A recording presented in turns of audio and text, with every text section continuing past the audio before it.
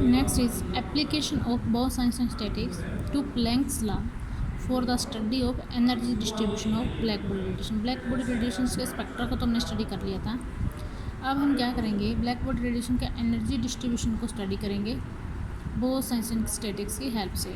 ठीक है, Planck's law of energy distribution for black body radiations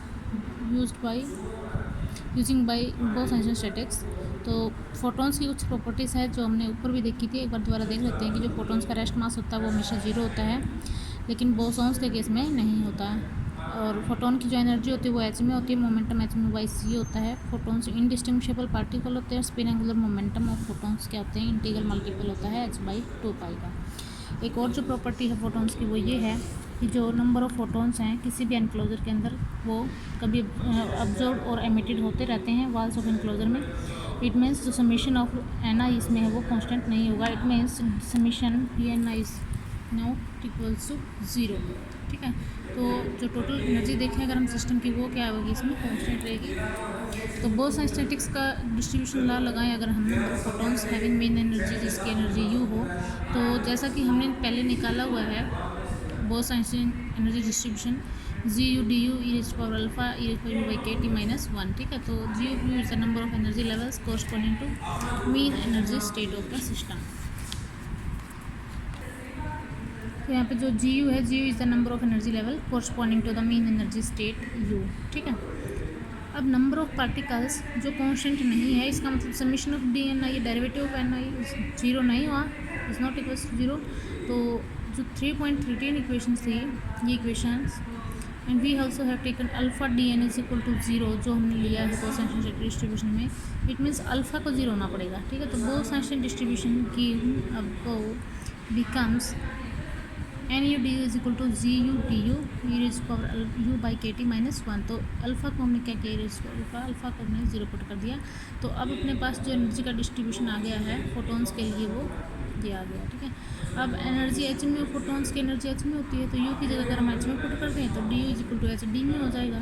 ठीक है, तो नंबर ऑफ फोटोन्स जिसकी फ्रीक्वेंसी अगर हम म्यू से म्यू प्लस डी में मान लें, तो यहाँ पे जो जी और यू एनर्जी के फॉर्म में था अपने पास ये फेज स्पेस सेल्स, ये उसको हम फ्रीक्वेंसी में अगर हम चेंज कर लें तो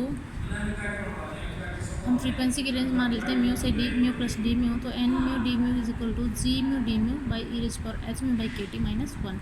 ठीक है, तो also the number of phase space cell corresponding to momentum interval अगर हम देखें पी से पी प्लस डी पी, अगर इसी फेज स्पेस सेल्स के नंबर को हम मोमेंटम के फॉर्म में लें तो G P D P 4 V P square by H cube D P, ये पहले हमने निकाला हुआ है।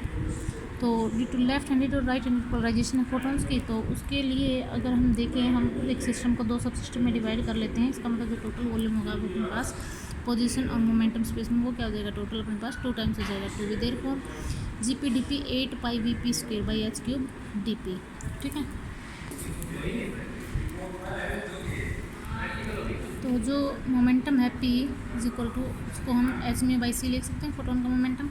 डी पी को h by c d mu differentiate कर दिया इसको, जी म्यू डी म्यू जहाँ पे ये डी पी आया उसकी जगह पे अगर हम देखें यहाँ पे 8 पाई वी पी स्क्वायर था, पी की जगह पे एच म्यू बाई सी का स्क्वायर हो जाएगा, डी पी की जगह पे h by c d mu. ठीक है, इसको सोल्व आउट करने के बाद अब अपने पास जी म्यू डी म्यू की वैल्यू ये आ गई। जी म्यू डी म्यू की वैल्यू को हम डिस्ट्रीब्यूशन में पुट कर दें एन म्यू डी म्यू में, तो 8 pi V V square by mu square by C शी cube 1 by E raise to power H में बाई के टी माइनस 1 डी म्यू। यही क्या है, energy of the radiation in frequency interval mu to mu plus D mu is N mu D mu into H mu.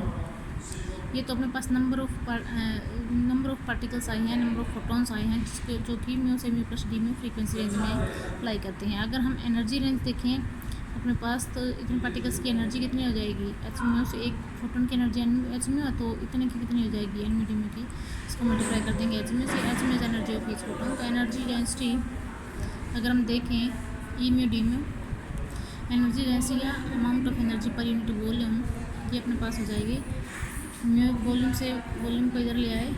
ठीक है, तो इसको हम लिख सकते हैं यहाँ पे ई म्यू डी म्यू इसी का एनर्जी डेंसिटी या एनर्जी पर यूनिट वॉल्यूम। तो ये हो गया अपने पास H mu N mu by V D V. तो ये वैल्यू अपने पास किसके इक्वल आ जाएगी, ई म्यू डी म्यू की जगह पे ये वैल्यू पुट कर दें और ये वैल्यू इधर है तो ये H mu by V 8 pi mu square by C की क्यूब 1 बाई रेस पर एच बाई के टी माइनस 1, इसको और इसको कंपेयर कर दे अगर हम सॉल्व करने के बाद अपने पास जो इक्वेशन आई है बस, चाहे इसको इतना ही छोड़ लो कि this is the Planck's law for black body radiations in terms of frequency of radiations in the frequency interval mu and mu plus D mu. ठीक है, तो to express Planck's law in terms of wavelength, अभी तक तो हमने ये क्या किया, फ्रीक्वेंसी की फॉर्म में हमने रिप्रेजेंट किया। अगर हम इसको वेवलेंथ की फॉर्म में अगर इसको रिप्रेजेंट करना चाहें, mu is equal to c by lambda, d mu is equal to minus c by lambda square D lambda. तो म्यू और डी म्यू की जगह पे ये वैल्यूज इसमें पुट कर दें तो यही एक्सप्रेशन अपने पास वेवलेंथ की फॉर्म में आ जाएगा। 8 pi H by C cube, mu cube की जगह पे C by lambda cube into 1 by ई की power H C by lambda के T minus 1 C by lambda square D lambda. ठीक है, तो यही अपने पास आ गया अब energy distribution in wavelength form. ठीक है, तो ये वेवलेंथ की फॉर्म में अपने पास सॉल्व आउट करने के बाद 8 pi H C by lambda की 5 इंटू 1 बाई ई की power H C by lambda के टी माइनस 1 डी लैम्डा। यही जो है वो प्लैंक्स का लॉ है in terms of wavelength of radiation in the range of lambda and lambda plus d lambda. ठीक है, now derivation of various laws related with black body radiations using Planck's law का use करके black body radiations से related कुछ others laws थे उनको भी हम डिराइव कर सकते हैं। ठीक है, सबसे पहला है वेन्स डिस्प्लेसमेंट लॉ। इस लॉ के अकॉर्डिंग जो लैम्डा एम है, lambda M is the wavelength at which maximum emissive power या एनर्जी जो एमिसिव पावर है वो मैक्सिमम है। ठीक है, ऑफ द ब्लैक बॉडी वो वेरी करती है inversely with absolute temperature T. This is lambda M is inversely proportional of T and lambda M T is equal to constant. Planck's law हमारे पास है, E lambda D lambda is 8 pi H C by lambda की 5 1 by की power H C by lambda के T minus 1 8 pi H C by lambda की 5 into 1 by ई की power H C by lambda के T minus 1। ठीक है, तो यहाँ से अगर हम देखें 8 पाई एच सी लैम्डा की पावर माइनस 5 ई की power H C by lambda के टी माइनस 1 की पावर इन्वर्सली ऊपर ले गए। ठीक है, डी लैम्डा से डी लैम्डा कैंसिल कर दिया। तो मैक्सिमम एनर्जी डिस्ट्रीब्यूशन होने के लिए इसका डिफरेंशिएशन क्या होना चाहिए, रिस्पेक्ट टू लैम्डा 0 आना चाहिए। तो इसको डिफरेंशिएट कर देते हैं और इक्वेट करते हैं 0 के साथ। तो जो कांस्टेंट है वो आगे छोड़ दिया, बाकी इसको लैम्डा की फॉर्म में इसको डिफरेंशिएट करेंगे तो आफ्टर डिफरेंशिएशन अपने पास ये फैक्टर बचेगा ई की पावर लैम्डा माइनस 1 ई की पावर एच सी बाई के टी को हमने बी पुट कर लिया और बी बाई लैम्डा माइनस 1 का inverse b is h C by के टी। ठीक है, तो आफ्टर डिफरेंशिएशन एंड सोल्विंग जो हमारे पास इक्वेशन आ गई वो ये आ गई, दिस इज इक्वल टू 0। ठीक है, तो इसका मतलब या तो ये फैक्टर 0 होगा या फिर ये फैक्टर 0 होगा। ये फैक्टर तो 0 होगा नहीं, क्यों, क्योंकि इसके अंदर अपने पास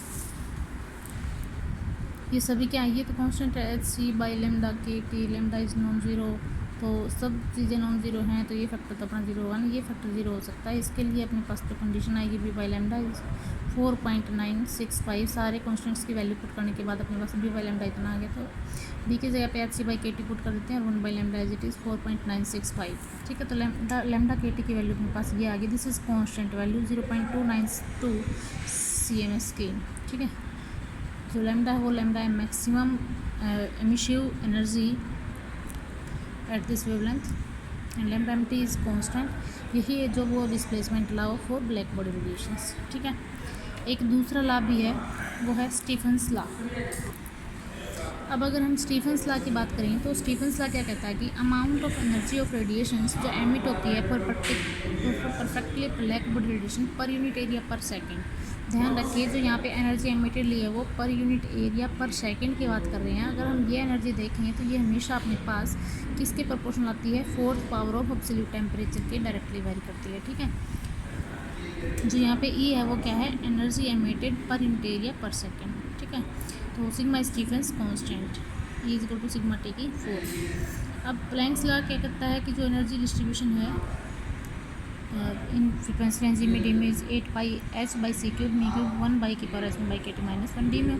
तो टोटल एनर्जी डेंसिटी क्या हो जाएगी, इसको अगर हम इंटीग्रेट कर दें 0 से इन्फिनिटी, तो ई की वैल्यू अपने पास ये है, इसको इंटीग्रेट कर दें 0 से इन्फिनिटी, इसमें एच में बाई के टी की जगह पे एक्स पुट कर लिया, म्यू इज इक्वल टू के T by H into x हो जाएगा, डी में के T by H D x हो जाएगा। ये सारी वैल्यूज उठा के जब इसमें पुट करेंगे तो अपने पास ये ई की वैल्यू आ जाएगी 8πh/c³ 0 से इन्फिनिटी। म्यू की जगह पे हमने पुट किया है KT/h t³ x³ ई की पावर h/kt की जगह पे x -1 KT/h इंटू dx। ठीक है, तो आफ्टर इंटीग्रेटिंग दिस, इसको इंटीग्रेट करने के लिए हम e की पावर x -1 को ऊपर ले जाएंगे और उसका फिर बाइनोमियल एक्सपेंड कर देंगे। ये किया, इसको बाइनोमियली एक्सपेंड करेंगे। x³ h जी की पावर -x कॉमन निकाले पर -e की पावर -x के पावर इनवर्स। तो अब ये बाइनोमियल थ्योरम ओपन करेंगे तो अपने पास ये बाइनोमियल थ्योरम ओपन हो जाएगी। इसको तो जब इसको हम अंदर मल्टीप्लाई करेंगे तो अपने पास ये इक्वेशंस आ जाएंगे। अब इसमें इस फैक्टर का इंटीग्रेशन होगा, अब इसका इसके साथ मल्टीप्लाई, इसका इसके साथ फिर इंटीग्रेशन। ठीक है, तो x³ की पावर -mx, इसका इंटीग्रेशन जो है वो 6/m⁴ स्टैंडर्ड इंटीग्रल है जो कि हमें याद रखने हैं इसके अंदर। ठीक है, तो 8πk4t⁴/c³ h³ 6/1 प्लस 6/2 m जो है वो e की पावर में जितना फैक्टर है, अब e की पावर यहाँ पे 1 था तो 1 आ गया 1/4, 2 है तो 2/4, 3 है तो 3/4।